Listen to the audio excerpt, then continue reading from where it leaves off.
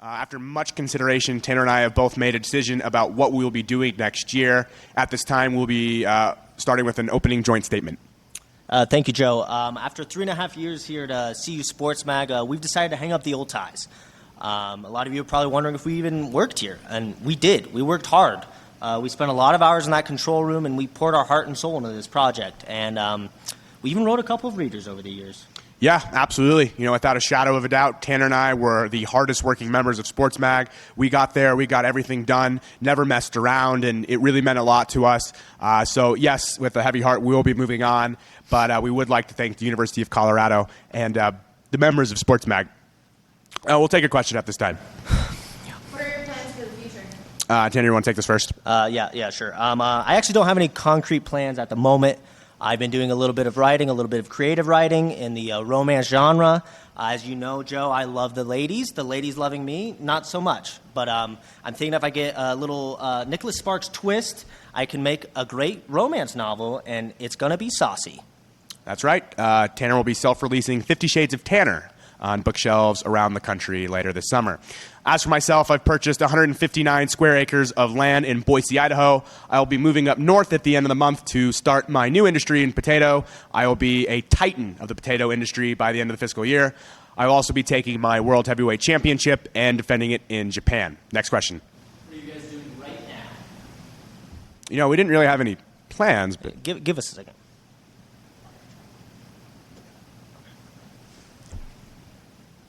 Live from Boulder, it's CU Sports Mag!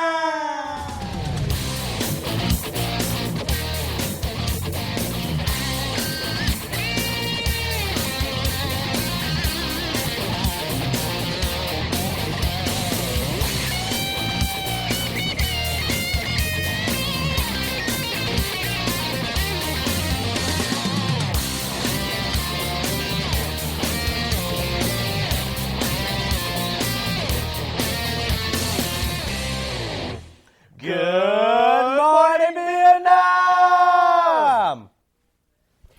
Hi there, and welcome to CU Sports Mag. I'm Joe Paris, and shout out to my boy, Nicky Wings. And I'm Tanner Bergamo. I want to let everyone know that I'm incredibly sick. So I'm basically pulling a Michael Jordan in Game 5 of the 1997 NBA Finals right now. Anyways, we've got a full week of CU sports to recap, and although the semester is winding down, the University of Colorado student-athletes are still busy at work. That's right, Tanner. Women's lacrosse has been the busiest of the group. Let's take a look at their latest happenings. Colorado women's lacrosse continued their hot run with another blowout victory, this time with a 16-3 win over the San Diego State Aztecs. After a pretty competitive first half, Colorado had an offensive explosion in the second half, outscoring SDSU 10-1, running away with the game. Johanna Fusco led the way for Colorado with 4 goals, while goaltender Paige Sonkinson held the Aztecs to only 3 goals, registering 8 saves along the way. With the win, the Buffs improved to 9-4 on the year with a 4-2 conference record. The Buffs returned to action April 15th at home against St. Mary's. The women's lacrosse schedule is rapidly approaching the end of the year with only 3 regular season games remaining. The Buffs get St. Mary's and Cal here in Boulder before heading off to Oregon to finish the season against the Ducks. After that, it's conference tourney time out in California. Stanford will host the MPSF tournament starting May 1st. Women's lacrosse star Joanna Fusco was named this week's Mountain Pacific Sports Federation's Offensive Player of the Week. Fusco had a great set of games this past weekend, scoring 7 goals on 15 shots while also securing 3 ground balls. Fusco leads the Buffs in virtually every offensive category this season with 26 goals, 33 points, 68 shot attempts, 46 shots on goals, and 12 free position shots on only 20 attempts. Congrats, Joanna, and keep up the great work. Here at Sports Mag, we love to talk, banter, if you will. Nobody loves talking about CU sports more than our good friend Cyrus Allen. And that's exactly what he'll be doing in our next segment, Buff Banter. Take it away, Sag Guy. Hello, I'm Cyrus Allen. On this edition of Buff Banter, Lax rules all. The women's lacrosse team here at CU is good, like really good. Right now they are 9-4, but all 4 of those losses came against ranked opponents. They have 3 or more games before the MPSF tournament, and if they continue to play the way they have been, they may be a team to watch out for once they get there. All the games left are against conference opponents that sit at the top or middle of the standings. They are games that the Buffs should be able to win and will be a good test for them heading into the tournament. The team currently has 6 different players with 20 or more points so far this season, and that is led by Johan Fusco and Darby Kiernan, who each have 33 points apiece. The team also ranks in the top 3 in both shots per game and assists per game. Currently, the Buffs are sitting at 3rd in the standings behind Stanford, who the Buffs lost to by 2 goals, and the USC Trojans, who the Buffs tragically lost to by 1 goal at the end of the game. Those Trojans, by the way, are 13-0, and we nearly ended that streak earlier this season. They still have 3 conference games left, but they have shown that they can play with the big teams in this league. Those games against Stanford and UNC were so tight, either team could have come away with the win.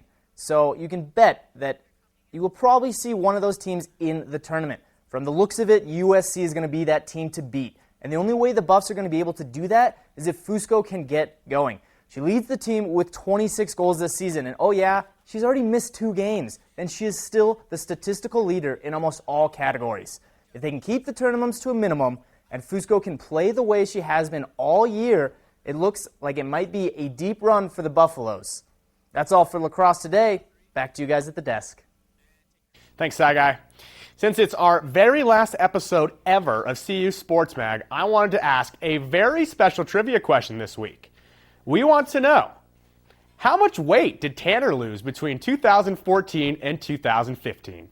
It is pretty impressive, so stay tuned to find out if you got those numbers right. Yeah, there's a lot of fast runners on the track team here in Boulder, but are they the fastest in the world? Probably not. We've also got some big news in tennis. Stay tuned to learn all about the racket. It's their first ever Pac-12 road win on Friday, topping the Oregon Ducks 4-3. The score was tied going into the final match of the day, and it all came down to Nuria Ormeño Ruiz at the number 1 spot. Ruiz took the first set but fell in the second before coming out on top in the third.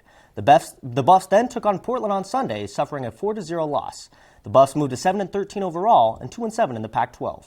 Colorado will host its final home match of the season on Saturday at the Meadows Swim and Tennis Club at 10 a.m. Tennis senior Alex Aiello will lead the Buffs into their final home game. Aiello has been in the tennis program for 3 years, finishing up ranked 36th in winning singles percentage. That's one of the best in CU history. She'll finish 37th in singles wins and 40th in combined singles and doubles wins. The senior game will be on Saturday against number 49 Utah.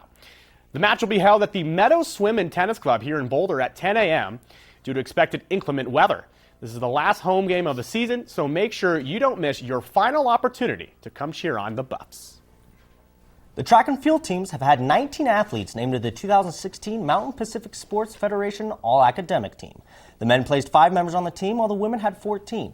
In order to be eligible for the honor, students need at least a 3.0 grade point average, be an academic sophomore, and have competed in at least 50% of their sports competitions. The men's team was led by sophomore Paul Miller, who has a 3.68 GPA in neuroscience. Sophomore Michaela Wenning was the top woman with a 4.0 GPA in chemical engineering. And the track and field team is in California as we speak for the California Invite. The combined events athletics competed for the first decathlon and the heptathlon events starting on Wednesday. Freshman Isaiah Oliver competed for the first time in his collegiate career and finished the first day of competition in second place, only 1 point behind leader Calvin Bressler of Air Force. Senior Abriana Torres also had a strong start and came into the second day, Thursday, in 8th place. We're lucky enough to be joined in the studio this week by Alex Doyle and Steve Nelson. They'll catch you up with the latest on everything track and field. Take it away, gentlemen. What's up, Buff fans? Welcome to another edition of Double Team. My name is Steve Nelson, and joining me this week is the always on point senior sports mag analyst, Alex Doyle. Thanks for having me, Steve. Yeah, of course. Now, Alex, I want to start with one team that seems to just every year, week after week, month after month, perform way above expectations, and that team is the track and field team. This weekend, they competed right here in Boulder, and, well, the results were pretty stellar. So could you give us a breakdown of what we saw? Yeah, they won 16 events, and then they had another 10 top 3 finishes, so a total of 26 top 3 finishes. I'm going to go through some of the highlights, but, Steve, you're going to have to forgive me. I need notes. There were so many. Oh, my God, really? Sophomore Anna Holland set a school record, 11.63 seconds in the 100-meter dash while winning the event. The women's 4x100 meter relay team had the second fastest run in school history with 44.98. The women in the 400 meters swept the podium. The men's in the 800 meters swept the podium. The men's 400 meters hurdles finished first and second. The men's 200 meter sprint also finished first and second. The women javelin finished first and second. The women's high jump, we finished first and second. And finally, the men's discus finished first and second. You know, Alex, I wish I had $1 for every time you said finished first and second. That is just beyond impressive. Yeah, you'd have a few dollars. Exactly. And I think what makes it more impressive is the last time that they were running, I believe it was at the Texas Relays down in Austin a week or so ago, the sprinters severely underperformed, and Coach Wetmore was not happy. He had some harsh words for them. I believe he said the team came back with their tails between their legs, and so they felt like they had something to prove, and I think they definitely proved themselves on their home turf. Quite an impressive showing. Yeah, they definitely proved themselves. I mean, you set a school record in 100 meters, and she's only a sophomore, so, you know. Yeah, very impressive. So we've talked a bit about the track site here, but now I want to flip it over to field, because the field was also very stunning. So give us a breakdown of what they accomplished. Again, I'm going to need my notes here, but we had two women who came in who set third best throws in CU history. Mariah Walker was first in the shot put with a third best in school history, 49 feet, 5 3/4 inches. And then Sophie Hallam Eames was second in the hammer throw with another third best in CU history with 178 feet, 3 1/4 inches. And then Aubriana Torres, came in. She had 2 second-place finishes. So those high jumps would literally clear the top of my head. That is very impressive. Aubriana Torres, we've talked about her on the show before. She's been very stunning. But much like the races that our sprinters were in, that was very quick. But unfortunately, that is all the time we have for today. For Double Team, I'm Steve Nelson. This is Alex Doyle. Back to you guys at the desk. I don't know if you have anything planned exciting for this summer, but you can be sure that Colorado volleyball player Gabby Simpson sure does. Simpson has been chosen to represent the Colorado Buffaloes on the Pac-12 All-Star team, which is going to be going to China this year. The 12-member All-Star volleyball squad team includes a player from 11 of the Pac-12 institutions, and they will play 6 matches while in China, so congratulations to Gabby Simpson.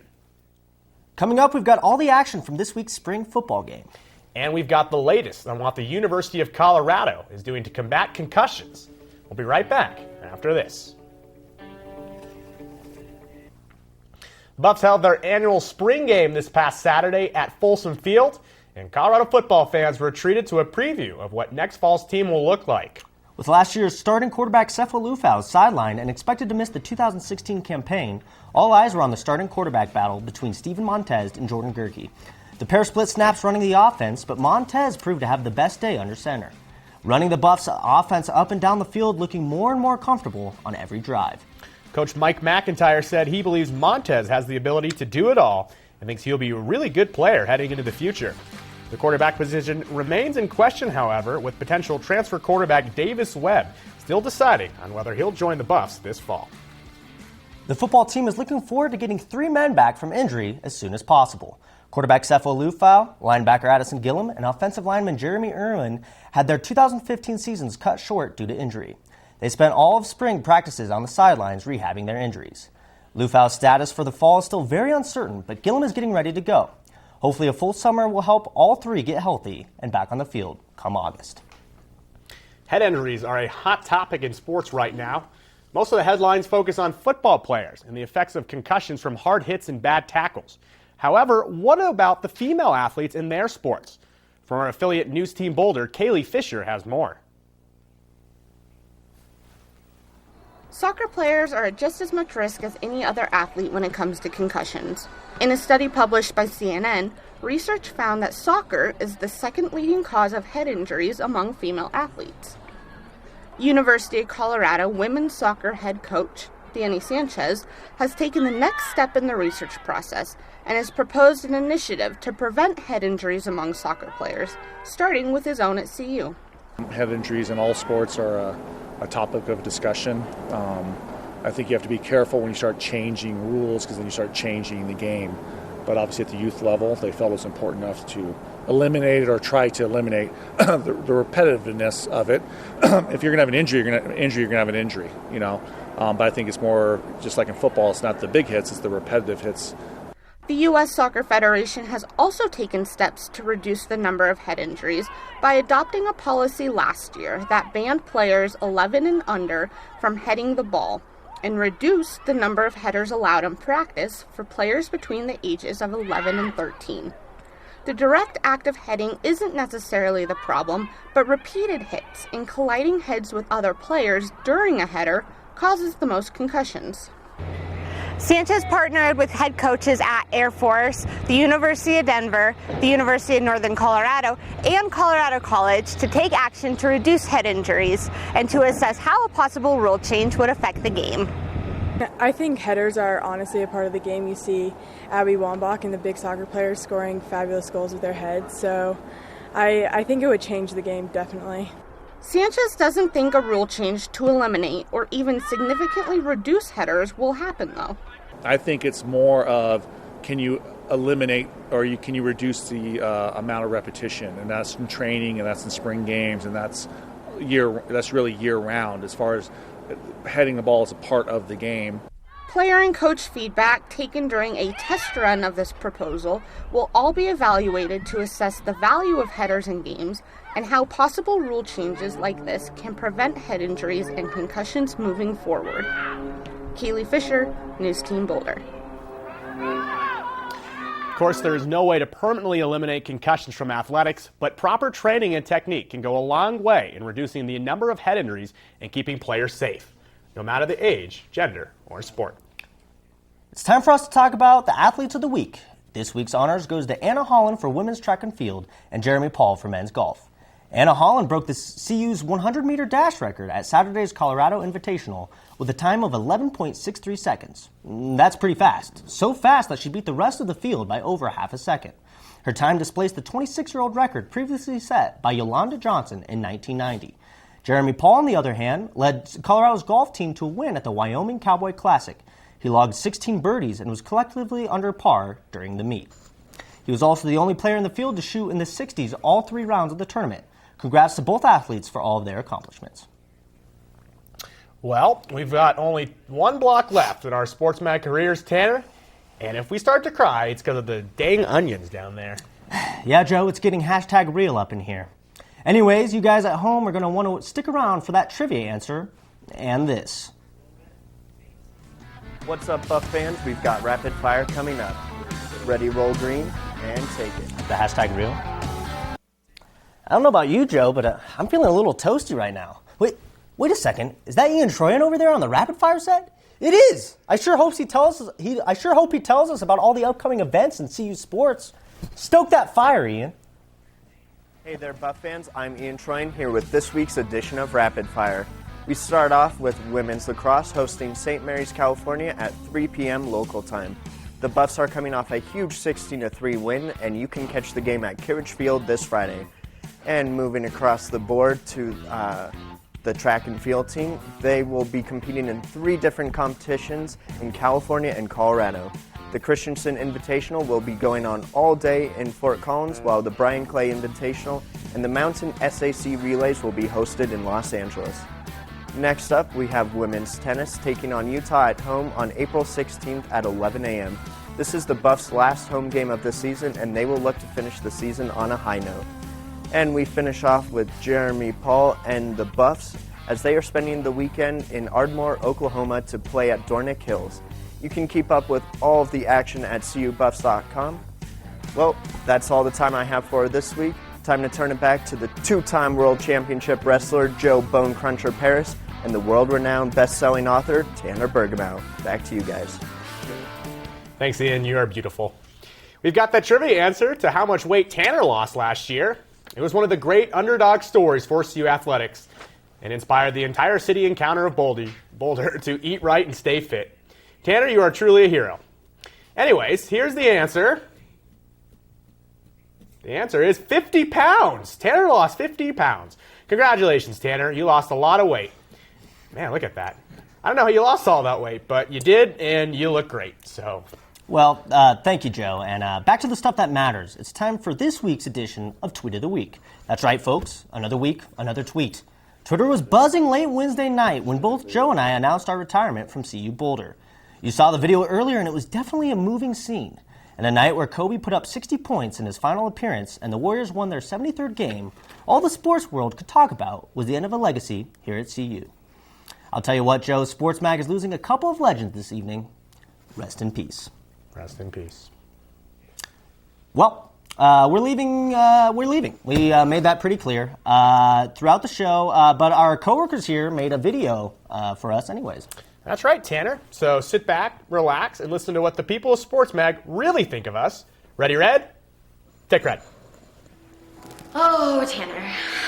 Tanner's another person that I wish had spent more time in Sports Mag because he's so funny. Tanner's great. Just one of the funniest people you will ever meet. Kind of Joe's boyfriend. Oh, God. Don't really know how they're gonna do well apart. We just enjoyed each other's company whenever we were Can you hand me my belt? together. He's so funny. Everything he does for some reason just cracks me up. And even if it annoys me, I still can't help but laugh, which kind of also annoys me even further. Even if we were in here late, he made it fun and he made time go by fast. Tanner, I'm really glad I met you this semester.